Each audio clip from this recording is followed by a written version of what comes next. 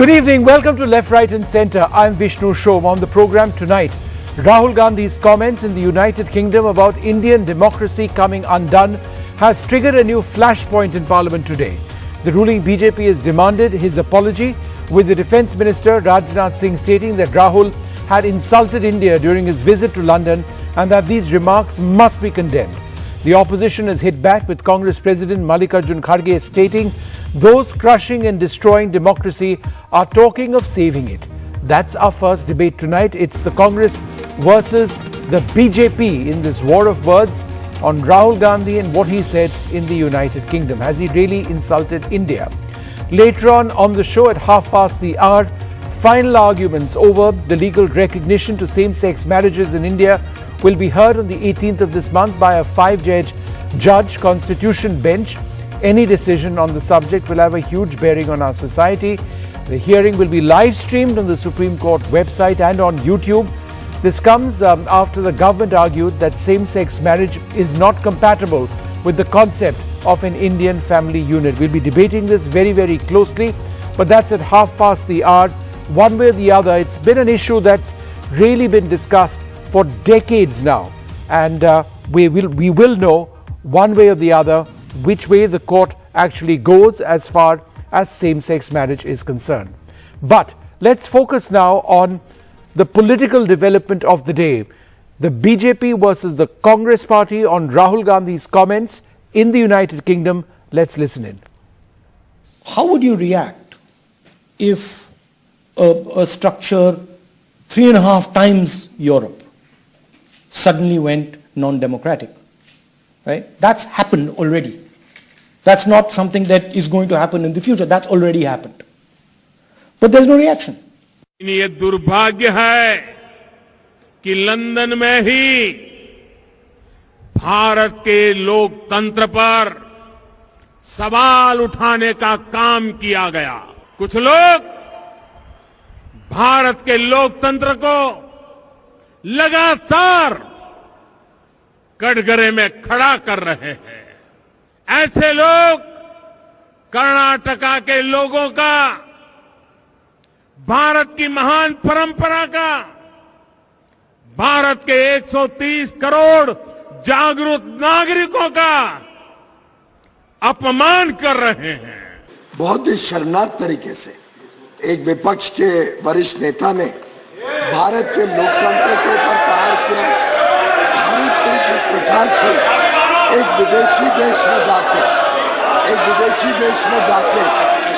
जिस प्रकार से उन्होंने भारत की सेना का अपमान किया, भारत के सदन का अपमान किया, अध्यक्ष का अपमान किया, जिस प्रकार से उन्होंने प्रेस का अपमान किया, जुडिशरी का अपमान किया, और पूरे देश ने देखा कि विदेशी धरती पर जाकर विपक्ष के नेता ने किस प्रकार से पूरे भारतवासियों के ऊपर चोट लगाई है। इसका मतलब यही तो डेमोक्रेसी खत्म हो रही, और यही बातें उन्होंने अपने सेमिनार में कहा, और आज आप सबको दिख रहा है किस ढंग से वो डेमोक्रेसी प्रोसेस चला रहे हैं, किस ढंग से रूलिंग पार्टी उठ के खड़े होकर हंगामा कर रही है।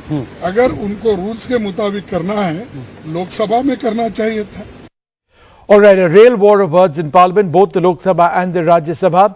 So Team Modi roasts Rahul for insulting India. Did Rahul Gandhi cross the line, or is the government overreacting? Joining us now, PP Chaudhary, BJP MP in the Lok Sabha, Chairperson of the Committee on External Affairs, Gaurav Gogoi, Deputy Leader of the Congress Party in the Lok Sabha and Congress MP, Tushar Gupta, the Senior Editor of Swarajya, and Nirja Chaudhary, the Senior Editor. Thank you all very much for being with us.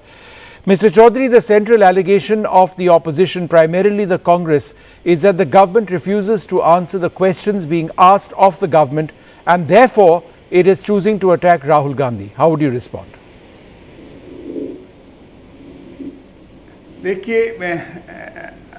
I would like to make it clear that making the statement and tarnishing the image of the country on foreign land is not expected from a person like the leader of the Congress. They have ruled the country for a larger period of time, and it is our tradition not to speak about the politics on the foreign land in the manner which the Rahul Gandhi spoke. अगर हम देखें तो ये 130 करोड़ जनता की insult है, तोइन है, और वहाँ पर जाकर के ये कहना कि कंट्री में डेमोक्रेसी नहीं और डेमोक्रेटिक इंस्टीट्यूशन पे अटैक करना, ये उनके पार्ट पे सीरियस मिसकॉन्डक्ट हैं और एक मेंबर ऑफ पार्लियामेंट से ये एक्सपेक्ट नहीं किया जाता। और अगर मुझे देखा जाए, कहा जाए कि जिस हिसाब से आप एक कंट्री को, इंडिया को माने तो एक मदर ऑफ ऑल डेमोक्रेसीज जिसको हम कह सकते हैं और लार्जेस्ट डेमोक्रेसी वर्ल्ड की है, और अगर टोनी ब्लेयर जो former prime minister of England के, जो अगर 2 दिन के पहले का अगर आप स्टेटमेंट देखें, और उन्होंने कैटेगरीली कहा कि इंडिया जो है पहली बार इतना स्ट्रांग बना है, आज इंडिया में सबसे स्ट्रांग डेमोक्रेसी है। विदेशी जो हैं, विदेशों के प्रधानमंत्री जो हैं, पूर्व प्रधानमंत्री हैं, इंग्लैंड के पूर्व प्रधानमंत्री वो प्रशंसा इंडिया की करते हैं, इटली के प्रधानमंत्री इंडिया की प्रशंसा करते हैं और प्रधानमंत्री जी को वर्ल्ड का स्ट्रॉन्गेस्ट लीडर मानते हैं और इंडिया की डेमोक्रेसी को स्ट्रॉन्गेस्ट डेमोक्रेसी मानते हैं। लेकिन राहुल गांधी जाकर के विदेशी धरती पे जाकर के इस तरह का बयान देना, क्या उनको लगता है कि उनकी बात जो है भारत में नहीं सुनी जा रही है? ओके, तो ये मेरा मानना है कि एक मेंबर ऑफ पार्लियामेंट के द्वारा सीरियस मिसकॉन्डक्ट है।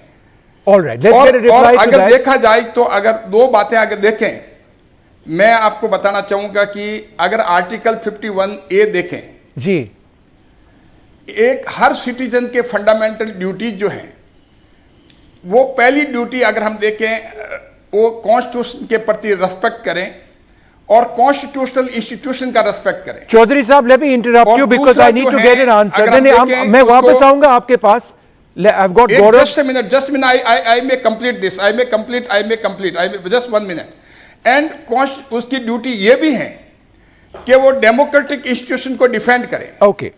So Article 51A and democratic institutions must be protected. Got it, sir. Got it. Gaurav, reply to that. और not only that, अगर आप देखिए Mr. Chaudhary, I've got other panelists. Mr. Chaudhary Sahab, I will come back to you. I have other panelists. Let them reply to what you have said. Gaurav, go ahead. Well, I didn't hear the BJP representative answer your question, Vishnu. The opposition parties have been united in their demand for a JPC probe into the nexus between Prime Minister Modi and the Adani Group, and how this government's both foreign policy and domestic economic policy has been benefiting a single private entity over others only because of the close proximity enjoyed between the Prime Minister and the head of the Adani Group. Now, knowing that this is the objective of the opposition parties, what the BJP have latched on to is complete hypocrisy. If they talk about Rahul Gandhi, they should first remember what Prime Minister Modi said in his speeches in China and South Korea. And for the benefit of PP Chaudhary ji, let me remind him that Prime Minister Modi said that if before 2014, anyone who was born in India considered it to be a sin, India was the land of scams. This is the language that the Prime Minister was saying on foreign soil. And therefore, you are thinking that there are different standards for the Prime Minister and different standards for opposition parties. I'm afraid that's not true. What Rahul Gandhi ji alluded to, that democratic institutions are under threat, is what you saw in Parliament today, where the ruling party and the ministers got ample time to state their case. But when the leader of opposition, Mallikarjun Kharge, stood up to speak, to present the counter view, his mic was switched off. He hardly got any time. We have never seen a parliament in which the ruling party themselves have adjourned the house. Clearly, the BJP are in a state of panic because the Bharat Jodo Yatra of Rahul Gandhi has been successful. People across the world want to hear his experiences of the Yatra and therefore are calling him to global platforms. And what Rahul Gandhi ji is stating is not only his personal view. Remember, there are many Indians who were part of the audience listening to Rahul Gandhi ji's lecture. Many of them agreed with Rahul Gandhi. Many of them applauded Rahul Gandhi. Many of them stated that they have the same fear and anxiety as what democracy is turning into under Prime Minister Modi's leadership. And my final point is, criticizing the government is not criticizing India. All right. This government needs to let go of its narcissism India. and understand that government criticism is our responsibility and our constitutional mandate. But it is when we do our job as opposition, we are being patriotic. Okay. You are being patriotic. Tushar Gupta, criticizing the government is not criticizing India. That's their point. Vishnu, the Congress really needs to make up their mind. On one hand, Rahul Gandhi goes out and says that democracy is dead in India. The democratic institutions are quite dead in India. And on the other hand, the spokesperson say that the Bharat Jodo Yatra was a success. Now, if indeed there is majoritarianism in India, democracy is dead, the opposition leaders are being heard, how is it that Rahul Gandhi was able to complete an entire yatra from the south part of the country to the north? Nevertheless, see, Narendra Modi has gone out, criticized the government, the previous governments on foreign soils. That's actually true.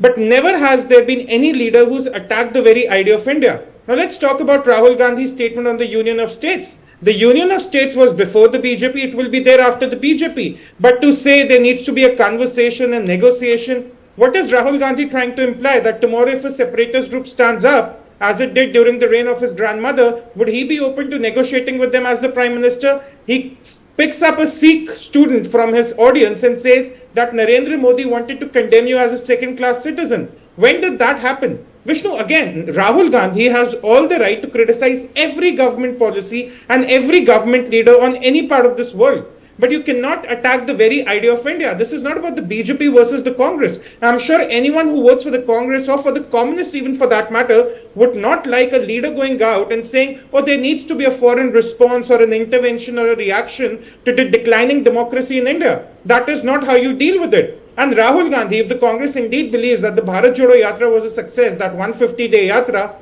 in 3 days and a few speeches, Rahul Gandhi has neutralized all those efforts. Because at the end of the day, one may not be a BJP voter, but one will not tolerate the idea of the Western powers interfering in India's democracy. That's a non-negotiable. Okay.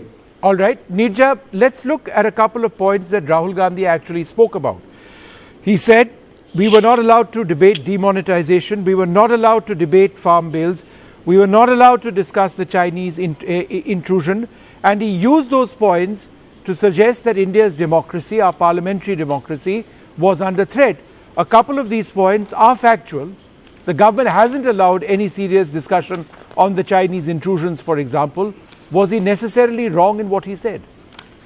Look, Ram said very pertinent points and questions, and that is not, and I am one of those who believes, Vishnu, there is a lot of echo coming at you.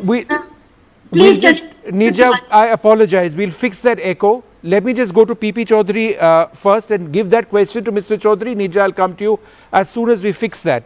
Mr. Chaudhary, the points mentioned by Rahul Gandhi in London, were they necessarily all wrong? Right? Not allowed to discuss China's intrusion, not allowed to debate farm bills in Parliament, not allowed to demote demonetization.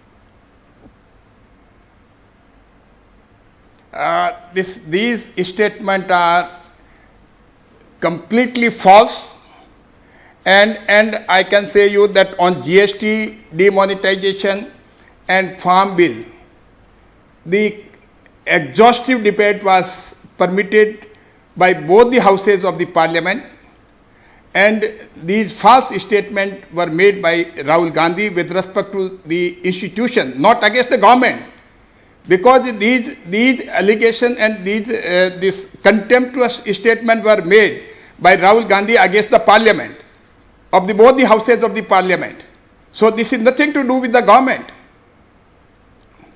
Okay. So his conduct for making such a contemptuous statement and unwarranted statement against the democratic institutions like the parliament and judiciary. Judiciary is nothing to do with the government. So the making these statements against the judiciary and against the parliament. Chaudhary Sahab, one second. Gaurav Gogoi, would you like to come in? This is not good on the part of the Rahul Gandhi. On the entire issue of what you've been allowed to debate and what you've not been allowed to debate. And it is not expected from a leader like this. And I get And, that. and I get that. I Chaudhary would Sahab, also like one thing, I Let would like to make it Vishnu, clear. let Gaurav reply. I'll come back to you. Yeah, Gaurav. Vishnu, we have seen that how important bills are just ramrodded through the parliament based on the brute majority. The opposition parties often ask that important bills be sent to the standing committees for greater scrutiny. Standing committees are being totally bypassed. We have joint parliament committees instead being set up where the chairman is from the ruling party and therefore the ruling party's view can be held and the bills are not scrutinized to the same extent. Forget about what inside the parliament. The Supreme Court had a committee on investigating Pegasus and the Supreme Court itself noted that the central government did not cooperate. Now how serious is that? There are journalists in this country who are being sent to jail for doing journalism. There are media organizations and civil society organizations who are being harassed by income tax agencies for merely doing their job. Not only Rahul Gandhi, but international organizations have noted India's decline in democratic indicators, whether it's on transparency, whether it's on press freedom, whether it's on inequality. We are slowing into a pit in which, if we don't stop the slide now, it will be only further dangerous. And again, let me say that today we have seen that how this government itself disrupted the parliament. What the opposition parties wanted was a JPC. If the government have nothing to hide, why can't they have a JPC into the Adani group? And again, we clearly say that this is nothing but to Gaurav, deviate the attention of the media and the public. Gaurav, just on that last point, if the Supreme Court has said that they'll form a panel, which they formed, and it's a panel of renowned people who are specialists in this area, then what is the Congress party's problem with what the Supreme Court has decided? What happened in Pegasus, Vishnu? The Supreme Court had a committee, they were technical experts, but the central government itself did not cooperate. We don't want a repeat but how do you know of the that they won't Pegasus cooperate investigation or Bosch investigation into this. There is because there's been a former precedent, judge Vishnu. of the Supreme Court. There are two tax experts, one of the finest technical minds in the country. It has happened in Pegasus, Vishnu. No, but you can't say that it has happened in Pegasus. We will not go down this road. Why don't you seek a JPC cooperated with on the Pegasus? No, Gaurav, one point again. Why don't you seek a JPC? Why should we go back from our demand? Why don't you seek a JPC if the BJP are fine with a committee, why are they not fine with a JPC? But why doesn't the Congress party seek a JPC, Gaurav? Seek a JPC after the Supreme Court says what it has to say. Does that not make more sense? Vishnu, let me remind you, when it was our government and opposition political parties made a demand of JPC on various issues, knowing that we had nothing to hide, we ourselves took the decision to have a JPC. Now I can ask the same question to the BJP that you are asking me, that why wait for later? If you have confidence in yourself, if you are open to documents that have been given to Sri Lankan government on that electricity project being handed to Adani, if you have documents in Bangladesh which says that project needs to be handed to Adani and you find that there is nothing wrong in these documents, then by all means let us have a JPC now. I am not going to wait for another one. I am showing my own standard. The standard set by my party in the past. But the standards seem to be double standards if you are dealing with the same group in Rajasthan, no, Gaurav? If the Adani group has made investments in Rajasthan and presumably in other states of the Congress as well, you still, you are okay with them here in your states, but you are not okay with them elsewhere. Yeah. No, Vishnu, if we are, that's what we are saying. Have an investigation, because there's nothing for us to hide in Rajasthan. Okay. But I'm sure there's something to hide for the government when it comes to Sri Lankan, when it comes to the coal mine in Australia, when it comes to the electricity project in Bangladesh, when it comes to the Mundra port. We have nothing to hide. By all means, have a JPC, look into all projects. But definitely we want to hear from SEBI that as to why LIC money was being put into so SEBI will have to answer to the Supreme Court. They'll have to help the panel. Okay, Gaurav, half a second. Tushar wants to reply. Tushar, go ahead.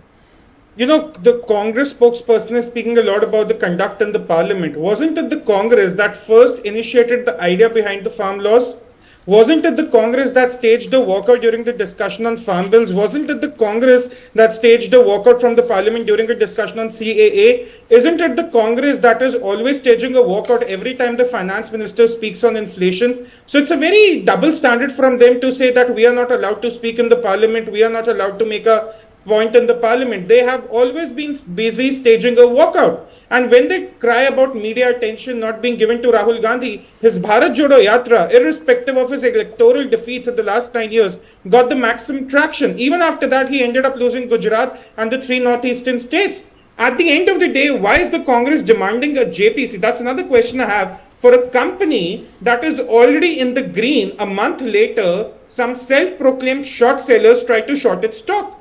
Is the Congress now going to ride over short sellers to make a political point? If that's going to be the case, that's very, very disappointing. But the Congress should also believe that if Rahul Gandhi is indeed right about his utterances, if they believe that Rahul Gandhi was right in his criticism of the United Kingdom, I respectfully urge them to have Rahul Gandhi seek time on the floor of the parliament, say that the democracy in India has reached a level where we need a Western intervention. I urge them to go for it. If they firmly believe in Rahul Gandhi's criticism. No, but Tushar, he's not said that. And he's not suggested that. In fact, to the contrary, Tushar, in the United Kingdom, Rahul Gandhi said these are problems that need to be solved within India.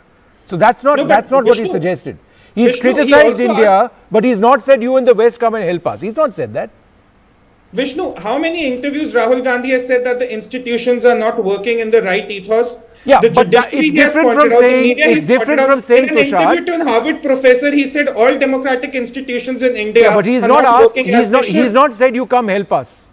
No, he's requested a reaction, Vishnu. He's requested a reaction. That is when he said, I understand there is trade involved, I understand there is money involved, so there cannot be a direct response. He said that. He made an indirect point that there needs to be a Western reaction. He might not have He also said that there is none. But the implications. He also admitted that there is none. That is true. That is true. Mr. Chaudhary, go ahead, sir. Yes. So on 2 points. Basically, Mr. Gogai has referred about this with respect to not allowing in the parliament to speak. But I would like to make it clear that the Rahul Gandhi has taken a lot of time during this Rashtrapati Abhibhashan Dhanyavad ke waqt mein. So then, as per this rule 353, he could not be allowed to refer about the Adani and the name of the Prime Minister. But even the speaker allowed him to speak. Whereas as per rule he could not have been allowed. And secondly, about the Supreme Court with respect to the Pegasus, they did not find any evidence. And it is wrong to say that the government is not cooperating, government is fully cooperating with the Supreme Court. If any grievances is there, then they should have to raise before the Supreme Court, and Supreme Court can adjudicate with respect to that issue. And thirdly, I would like to make it clear that Rahul Gandhi must see what is the fundamental duty under the Constitution. It is one of the fundamental duty under the Constitution to respect the Constitution and the constitutional institution. Okay. तो सवाल है कि क्या राहुल गांधी ने constitution और constitutional institution को respect किया parliament के बारे में बोलने के पहले? Okay, चौधरी साहब, 1 minute. Defend the democratic institution. It is इनकी ड्यूटी है कि डेमोक्रेटिक इंस्टीट्यूशन को डिफेंड करें, जबकि फॉरेन लैंड पे जाकर के डेमोक्रेटिक इंस्टीट्यूशन को अंडरमाइन करने का काम किया डिफेंड की बजाय. तो मैं ये कहता हूँ कि अगर ऑर्डिनरी अगर ऑर्डिनरी सिटीजन अगर चौधरी साहब, a debate doesn't work like this, sir. Think of me as the Speaker of the House, sir. On my own program, आप 2 minute रुक जाइए. I have only 1 minute. I must give Gaurav an opportunity to respond as I wrap this up. Gaurav, Rahul Gandhi broke democratic rules. Let's go ahead. Vishnu, the opposition cannot be expected to be a critic of the government in a domestic setup and then be a supporter and a cheerleader of the government in a foreign setup. I'm sorry, it does not work that way. If we do that, we'll be lying to somebody. Either we'll be lying to the Indians living abroad, or we'll be lying to the Indians living here if we say one thing in here and say a completely different thing to the Indian diaspora. So we are doing our job. We are defending the constitution, which is under attack. This is the government that is even taking on the judiciary. We see the remarks being made by the law minister. But at the end, This is nothing but an attempt by the BJP to deviate from the real issue, which is a united opposition demand for a JPC probe into the support given by the Modi government to the Adani Group only because of Prime Minister's personal proximity with Mr. Gautam Adani. All right, look, I need to wrap this up now. I'd like to thank you all very much for joining us. I need to take a short break because up next, final arguments over legal recognition to same-sex marriages on India will be heard on the 18th of April. The verdict, when it does come, will be important for millions across the country. Which way will India go? We'll take a short break.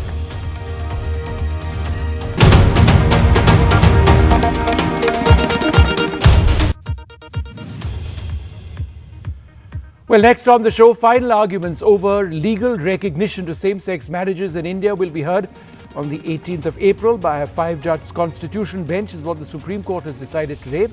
Any decision on the subject will have a huge bearing on society. The hearing will be live streamed, it will be on YouTube as well. This is new transparency introduced by the Supreme Court. It comes after the government argued in court that same-sex marriage is not compatible with the concept of an Indian family unit.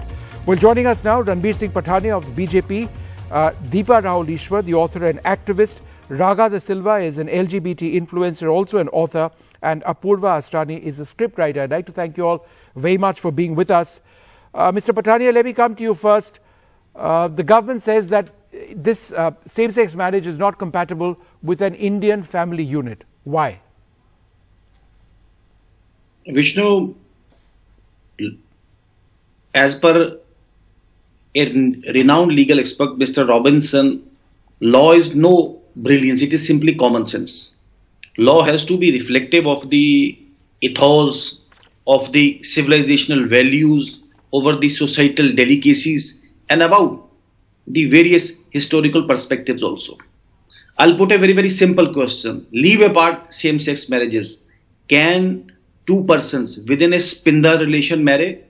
Maybe one is a boy and other is a girl, they cannot marry.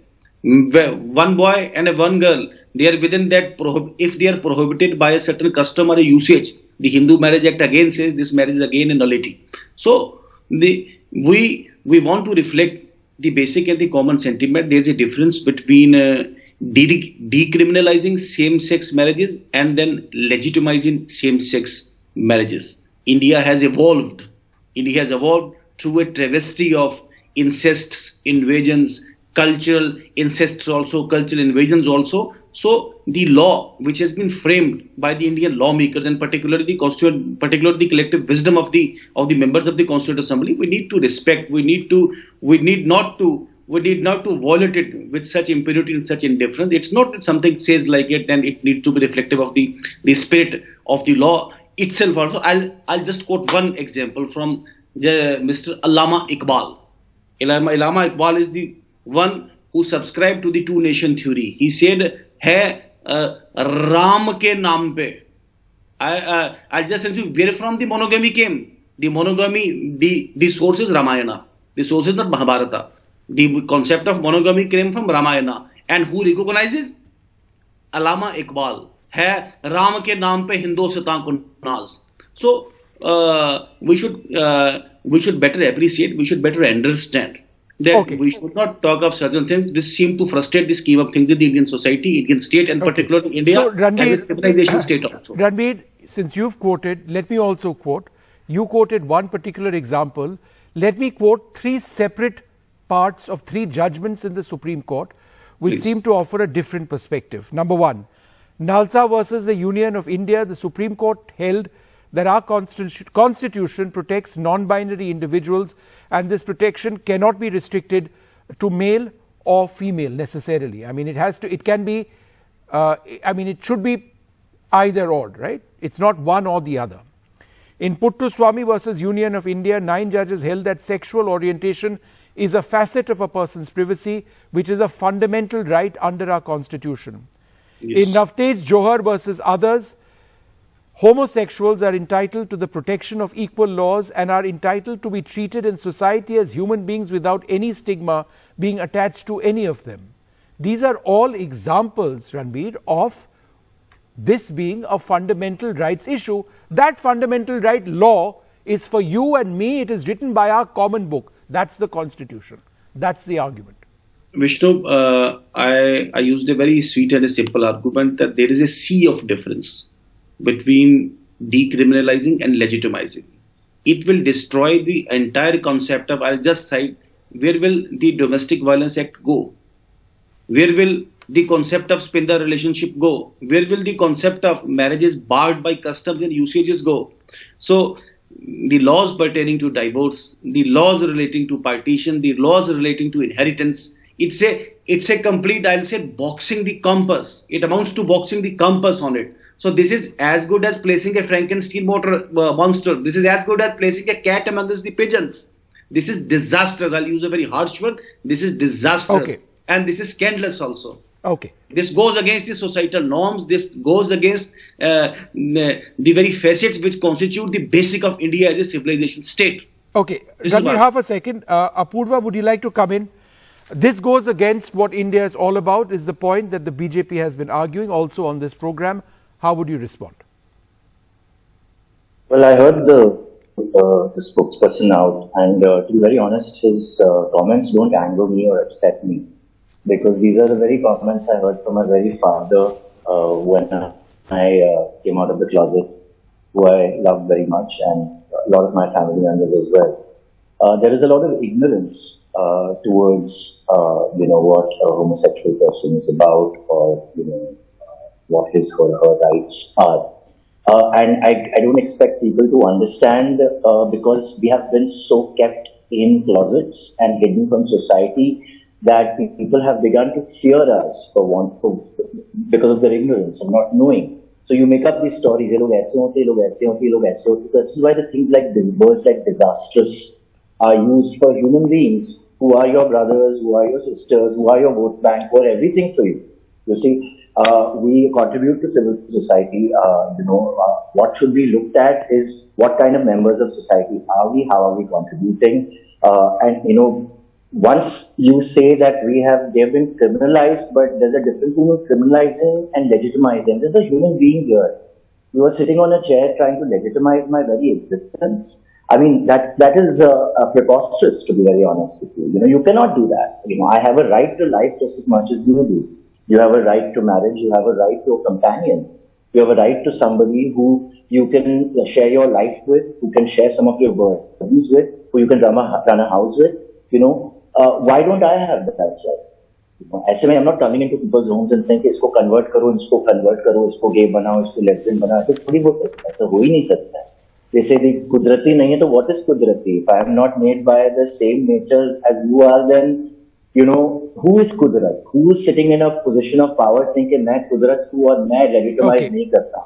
I disagree. Okay, Deepa, would you like to respond to that?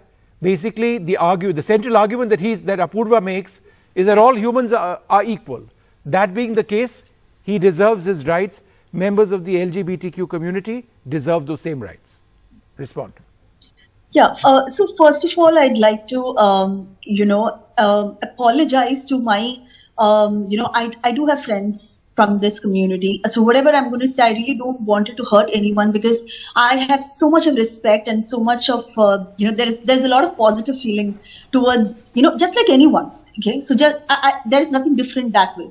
But having said that, I would really like to bring across my point that we would, with all the respectfully disagree with this idea of same-sex marriages. See, like my fellow panelists said, decriminalization is one thing, and we were vehemently for it, and we really that was really for the good, and we supported it. But legalizing same-sex marriage in India is a huge step to take. Are we ready for it yet? That's one of the questions, because whether it is right or wrong is a different question. Another thing is, as a society, are we ready for it? What will happen to the future of such marriages? In the sense, of course, I'm talking about the generations to come, okay, about the children that comes out of it. So what is, don't you think it's going to be, it's not as easy as some of our panelists on these discussions. I've been hearing other debates as well. They make it sound so easy. Like, it is just normalize it. I mean, no, but Deepa, no relationship is necessarily easy. So a gay relationship will be as easy or as difficult as any other relationship. If you are bringing up a child, it'll be as easy or as difficult as any other relationship. Everyone on this panel knows that it's just easier said than done. You are sitting there and making a statement which you also know that it's not really No. I believe what I'm saying.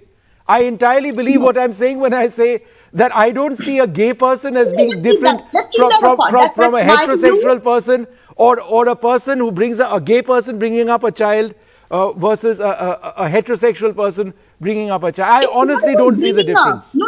I have no doubts on the parenting capacity of homosexual individuals at all. Like I said, I do have friends from that community, so I'm not saying anything against that. All I'm saying is that look at the children. I mean, the society, children are not just grown up with their parents alone. They grow up in a society. So that is one point. But let's not get into that. Okay, let me come to my second point. Now, we talk about a lot of data, a lot of research, a lot of studies. But if you look at even the data and the research, I'm not saying there are many studies, but at the same time, we should be wary of the fact that there's a lot of research that is still incomplete about this. For example, maybe about, this yet to probably identify a proper gay gene as such. There might be studies for it as well. But, when you compare it with normal heterosexual individuals, that it is still an incomplete ongoing study. All right. Deepa, half a second. At this point. Deepa, I think normal versus abnormal, these are... let's stick by what the court has told us, right? And the court has established normalcy, quote unquote normalcy. Let's go beyond that. But let me go to Raga, who's my next panelist this evening.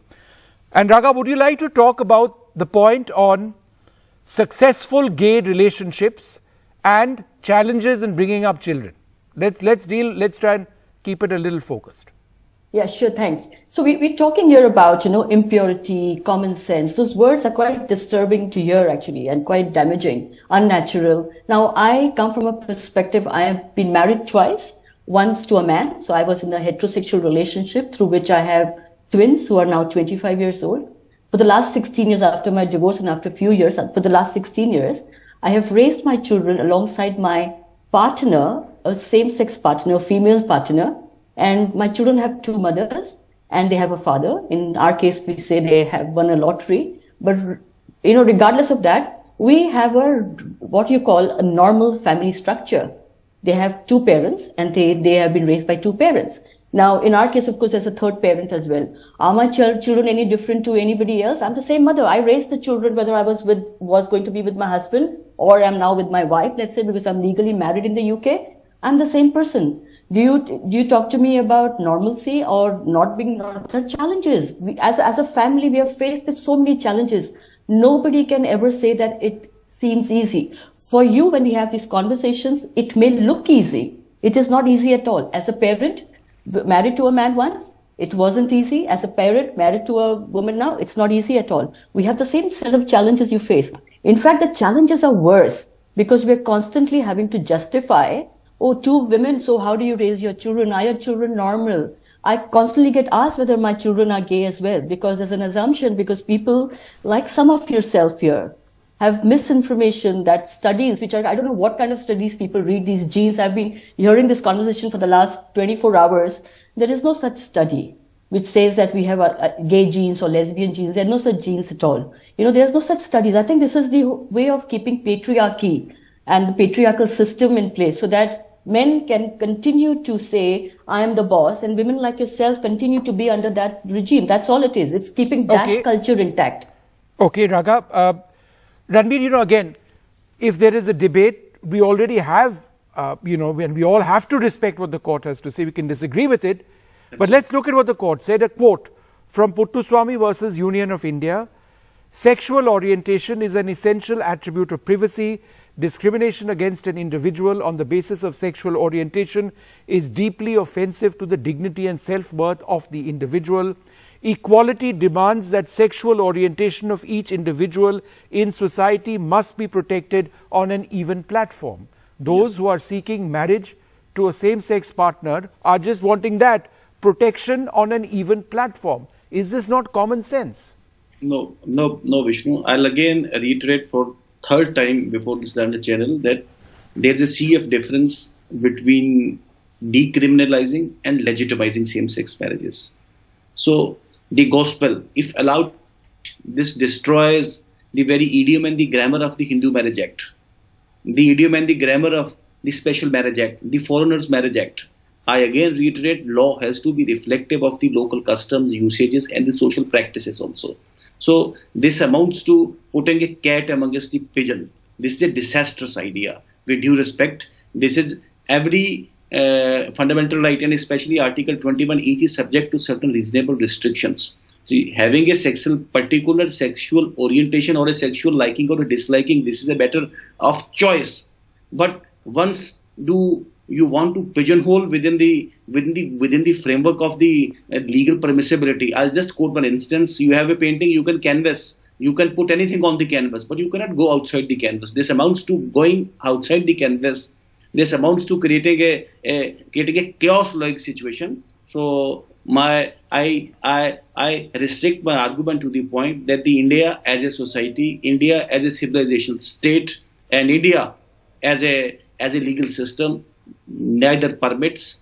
It will amount to create another, I could say, disaster, but I used earlier also. So there's no point in following this argument, which is as good as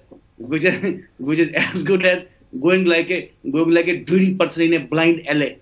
This will lead us to a blind alley. We need not, we should not, and I hopefully that Supreme Court also would not subscribe to this idea, which is not worth even considering. Let's see. Okay, Ranbir, let's get a response to that. That's it. Let's get a response to that. Apurva, would you like to reply? Go ahead. Yes.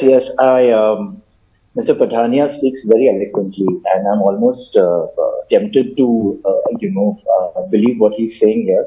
But I think a point that was made by Deepa a little earlier, one of the points I do agree with. These things are not, done overnight. Society also has to change. And, there is work that we're all doing as artists, storytellers, filmmakers, citizens, to put out, our side of the story, and things are changing. But that doesn't mean that we stop trying. It doesn't mean that we work against that change. In fact, we need to contribute to how society deals with this change. And coming back to Mr. Pathania's statements, and even what Deepa was saying about children, and we have to think about them and all of that. You must understand that children today are far more open-minded, well-read, and have a lot more information and a lot more experiences than we had at that age. Myself, yourself, all of us included. They are far more aware and far more accepting of, different identities and different forms of expression. In fact, the problem will be if we try and pigeonhole and box children into this kind of archaic thinking that comes from some act and law that has been enacted after the British have brought their Victorian values here for more than 200 years, which said that this was gospel and this was criminal and this must be stoned and, all of that. Are we actually, without realizing, and I make no accusations against anyone from there, I think everybody does come from the right place, but are we as a society trying to enforce a Saudi Arabian concept or something that says कि यहाँ पे जो था वो हमेशा ही रहेगा, ये evolve नहीं हो सकता? And imagine our children going out onto the world stage where the whole world is evolved, और हम तो पर्दे में बैठेंगे. You see? Okay. So this is very Okay, let me just get the last word in for Deepa, because I have 2 minutes left. I've 33 democracies around the world have recognized same-sex marriage and civil unions. That's something that's mentioned in one of the petitions filed in the Supreme Court today. And I think the point that Apurva makes is that, look, we need to evolve as well. Yes, there's been a tradition in the past. That doesn't mean it's still relevant now. It doesn't mean it's necessarily right. If it's a question of rights, then why not just stick to freedom of rights, which is what is enshrined in our constitution. We can't debate that. I mean, we can debate it, but we can't contradict it. No, I mean, that's the whole question. I mean, that's what I was talking about in my opening remarks as well. I mean, there are still a lot of questions around this. I mean, we can't just We can't just say that something is right or something is wrong without actually having a lot of solid, proof and data to support. And if you look at any species, we're talking about human species here, legalizing marriages. If you look at animal species, what's the percentage of homosexuality or homosexual animals as such? So we all on this panel should agree to the fact that this is definitely a deviation. And anything that has a deviation is something that is still in the debates, it's still questionable. And in that scenario, this is a huge step to take. And I think we should take it a little slow, and we should allow it to evolve according to whether it is right or wrong in future. I think it's too soon, it's too quick to take such a huge step if at all this goes through by the Honorable Supreme Court. That's what I'd like to say. All right, I'm going to wrap it up over here. It's been an incredibly polite discussion, and I really welcome the fact that we can have different perspectives and viewpoints over here. But I think it is the court which will decide. And I do believe that those who ultimately argue that, look, it's not the courts who should be deciding this, but the legislature, I think they need to look at a couple of lines from Navtej Singh Johar versus Union of India. That's a judgment which decriminalized same-sex relationships. And I'm just going to read out one line. Another argument raised on behalf of the interveners is that change in society, if any, can be reflected by amending laws by the elected representatives of the people. This is likely to be an argument that the government brings up in the Supreme Court. But in this particular case, the court has already said such an argument must be emphatically rejected. The very purpose of fundamental rights in the Constitution of India is to withdraw the subject of liberty and dignity of the individual and place such a subject beyond the reach of majoritarian governments so that constitutional morality can be applied by this court to give effect to the rights, among others, of discrete and insular minorities. Bottom line, you cannot take away fundamental freedoms. It's there not just in the Constitution, it's there in judgments of the Supreme Court. Anyhow, we'll leave it over there. I'd like to thank you all very much for being with us. We are out of time on this program.